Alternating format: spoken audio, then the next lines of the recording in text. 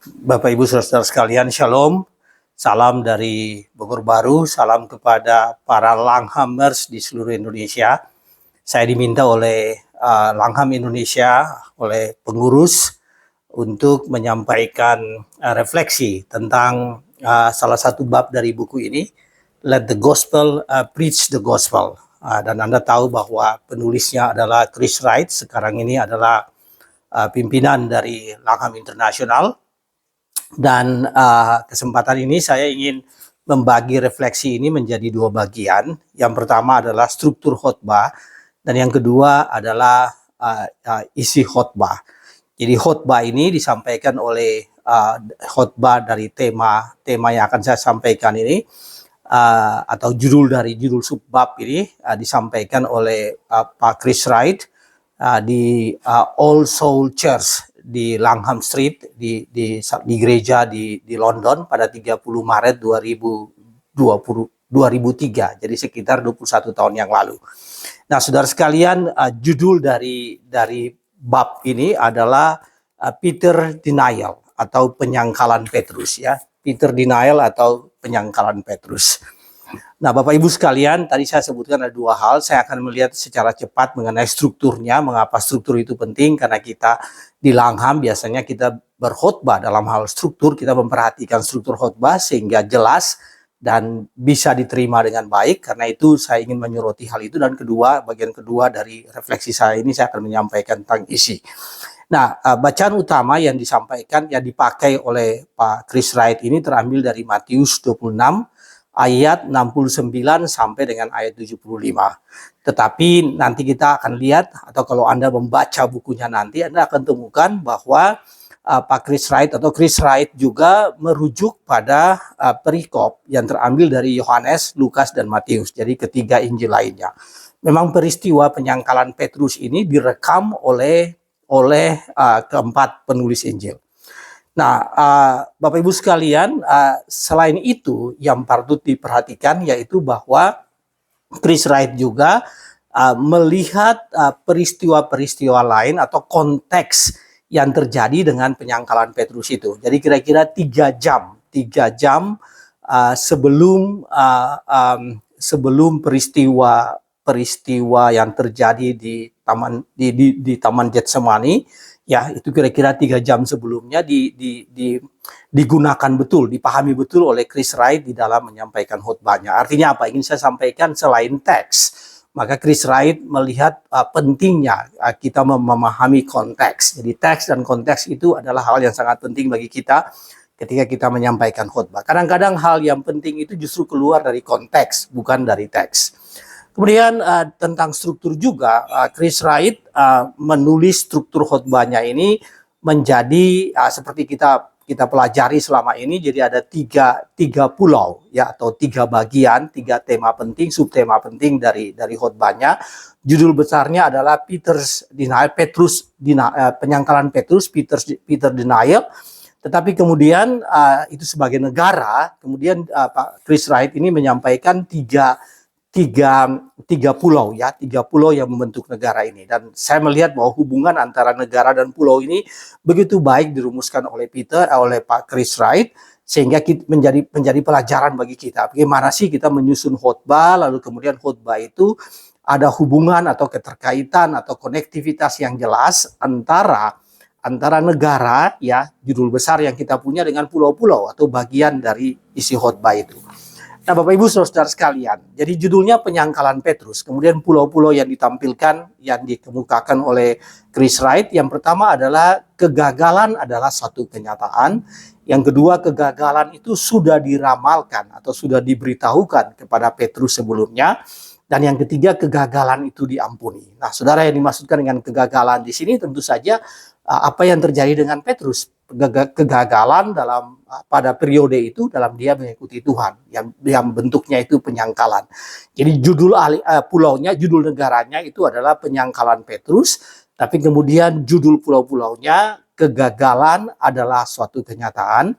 Kegagalan itu sudah diramalkan dan diberitahukan kepada Petrus sebelumnya, dan kegagalan itu diampuni oleh Tuhan Yesus. Tentu saja tadi seperti saya sebutkan, kegagalan itu rujuk pada penyangkalan Petrus. Nah, Bapak Ibu sekalian, itu adalah strukturnya. Sekarang kita masuk ke refleksi tentang isinya, isi dari khotbah ini. Yang pertama, kegagalan adalah suatu kenyataan. Jadi Pak Chris Wright menguraikan mengenai Petrus yang gagal ketika dicobai, ya, ketika dicobai kita tahu itu terjadi di pelataran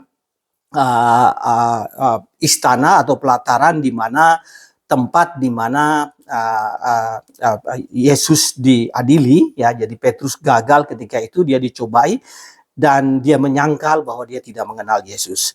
Nah, 3 kali penyangkalan itu terjadi. Nah, kemudian Pak Chris menjelaskan bahwa bukan saja Petrus yang gagal, ya. Di dalam Alkitab menjelaskan terjadi banyak kegagalan dari banyak tokoh-tokoh penting lainnya, ya, dan kegagalan itu adalah suatu pelajaran. Ya, sebagai contoh, Adam dan Hawa mengalami kegagalan ketika mereka jatuh dalam dosa memakan buah yang dilarang oleh Tuhan. Musa gagal ketika memimpin orang-orang Israel, Bani Israel keluar dari Mesir ke padang gurun, ya. Sehingga sebagai dampaknya dia tidak masuk ke tanah perjanjian. Dia gagal dengan emosinya, dia tidak bisa mengontrol emosinya sehingga dia gagal untuk sampai ke tanah Kanaan. Daud gagal ini merupakan kegagalan yang luar biasa, yang sangat besar, ya. Daud gagal ketika dia membunuh Uria dan kemudian berzina dengan istri Uria yaitu Betseba. Jadi kegagalan, jadi tema atau pulau pertama, kegagalan adalah satu kenyataan. Petrus gagal dan banyak orang lainnya gagal. Nah, kita sering gagal atau selalu gagal, bahkan bukan sering, ya, selalu gagal dalam mengikuti Tuhan Yesus. Kegagalan membuat kita tahu siapa sebetulnya kita. Jadi Pak Chris menekankan bahwa kegagalan itu dalam rangka kita mengetahui siapa itu kita. Bahwa kita ini tidak sempurna dan membuat kita selalu bergantung pada Tuhan. Jadi kegagalan ada lesson learned, ada yang bisa dipelajari di sana, yaitu bergantung pada Tuhan. Nah, itu pulau pertama, kegagalan adalah satu kenyataan. Saudara sekalian, pulau kedua, kegagalan Petrus ini, yaitu penyangkalan Petrus ini sudah diberitahukan sebelumnya oleh Tuhan Yesus. Yesus menyampaikan itu sebelum kejadian itu berlangsung. Hanya beberapa jam kemudian, jadi setelah Yesus menyampaikan itu hanya beberapa jam kemudian, diperkirakan hanya sekitar 6 jam kemudian, Petrus menyangkal Tuhan Yesus, ya. Namun selain prediksi yang dilakukan oleh tersebut, ada perkataan lain yang Yesus sampaikan dan sering ini luput dari perhatian kita. Nah, Chris Wright ingin menekankan ketika Anda membaca ayat ini, membaca perikop ini, Anda harus memperhatikan konteksnya. Lalu kemudian Anda melihat bahwa selain Tuhan Yesus mengatakan sebelum ayam berkokok engkau akan menyangkal aku 3 kali. Itu bukan hanya perkataan Tuhan Yesus, ada perkataan lainnya. Dan seringkali kita hanya fokus pada frasa itu, ya, pada perkataan Tuhan Yesus itu. Sebelum ayam berkokok 3 kali, sebelum ayam berkokok engkau akan menyangkal aku 3 kali. Kemudian Chris Wright mengatakan bahwa ada satu ucapan lain, ungkapan lain yang sering luput dari kita, yaitu terdapat di dalam Yohanes 14 ayat 1. Nah, saudaraku, ya, tadi saya sebutkan bahwa perikop yang dijadikan bahan khotbah ini diambil dari Yohanes, ya, Matius 26 ayat 69 sampai 75. Tapi kemudian Chris Wright menerangkan mengenai perikop yang sama yang terdapat di Yohanes, kemudian Chris Wright masuk ke dalam pasal 14. Jadi sebetulnya akhir dari cerita tentang penyangkalan ini di pasal 13 dan Chris Wright masuk ke pasal 14. Di dalam pasal 14 dan kalimat ini tidak boleh dipisahkan. Bahkan menurut Chris Wright dia mempelajari banyak dokumen-dokumen sebelumnya dan ayat pasal 14 ayat 1 ini harusnya merupakan bagian dari pasal 13, Yohanes pasal 13. Nah, apa itu bunyi kalimat yang disampaikan oleh bunyi perkataan Tuhan Yesus? Tuhan Yesus mengatakan begini, janganlah gelisah hatimu. Ini adalah pernyataan yang hebat, ya, janganlah gelisah hatimu. Pernyataan yang disampaikan oleh Tuhan kepada Petrus, engkau akan menyangkal aku 3 kali tapi janganlah gelisah hatimu. Ketika engkau sudah dipulihkan, ketika engkau mengalami restorasi, engkau harus kembali memperhatikan saudara-saudaramu, murid-murid yang lain. Jadi inilah yang disebut dengan satu rangkaian peristiwa yang tidak bisa dipisahkan. Penyangkalan Petrus, pernyataan Yesus bahwa engkau akan menyangkal, tetapi kemudian juga ada satu pernyataan Kristus lagi ya yang sangat penting, yaitu kamu akan menyangkal tapi kamu tidak boleh gelisah ya. Kegagalan itu diprediksi oleh Tuhan, namun Tuhan juga menyampaikan menyampaikan ungkapannya yang menguatkan, yaitu bahwa engkau tidak boleh gelisah ya, engkau harus kuat ya, bergantung pada Tuhan, dan kemudian engkau harus kembali menjalani kehidupanmu. Saudara, itu adalah yang kedua, kegagalan Petrus sudah diberitahukan dan diprediksi. Dan yang ketiga, kegagalan Petrus itu diampuni, atau penyangkalan Petrus ini yang diampuni. Nah, ini digambarkan oleh Chris Wright di dalam bagaimana bagaimana Petrus menyesali hal itu ya, menyesali tentang apa yang dia lakukan. Kemudian air matanya itu adalah air mata penyesalan, dan sebetulnya air mata yang memohon pengampunan.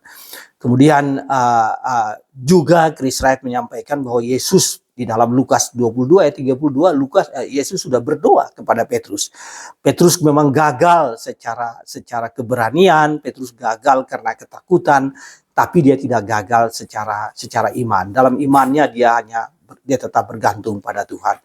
Nah, saudara-saudara sekalian, sebagai kesimpulan dari uraian ini, Petrus yang menyangkal Yesus, tapi juga Petrus yang memimpin murid-murid lain dalam penginjilan yang pertama. Jadi dia, penyangkalan itu merupakan kegagalannya itu merupakan satu periode singkat di dalam kehidupannya. Ya, hanya beberapa jam dia gagal itu, lalu kemudian dia bangkit, restorasi, dan kemudian dia yang memimpin. Bahkan setelah Tuhan naik ke sorga, keturunan Roh Kudus, dialah yang memimpin kebangunan rohani yang pertama di Yerusalem, dan begitu banyak orang yang bertobat, dan dia memimpin ya jemaat yang pertama di Yerusalem itu. Nah, penyangkalan adalah kegagalan seketika. Saya harus menyampaikan ini, penyangkalan adalah kegagalan seketika yang menjadi pelajaran atau lesson learned bagi setiap orang untuk berangkat dan melayani Tuhan dengan lebih baik. Jadi kegagalan adalah kenyataan, kita mengalami kegagalan, tapi kemudian belajar dari kegagalan, kita fokus, dan kemudian kita berdampak pada yang lain. Nah, saudaraku, itu adalah semacam refleksi. Tadi saya sampaikan struktur yang sangat penting kita pahami ini, dan yang kedua isi. Mudah-mudahan ini memicu Anda untuk Anda mempelajari buku ini selanjutnya ya. Ini hanya salah satu bab, dan rekan-rekan lain akan menjelaskan tentang bab yang lain. Let the gospel preach the gospel. Biarlah Injil itu diberitakan oleh Injil sendiri ya. Biarlah berkhotbah tentang Injil, itulah yang menyatakan siapa sih Injil yang sesungguhnya ya. Tuhan berkati saudara sekalian. Amin.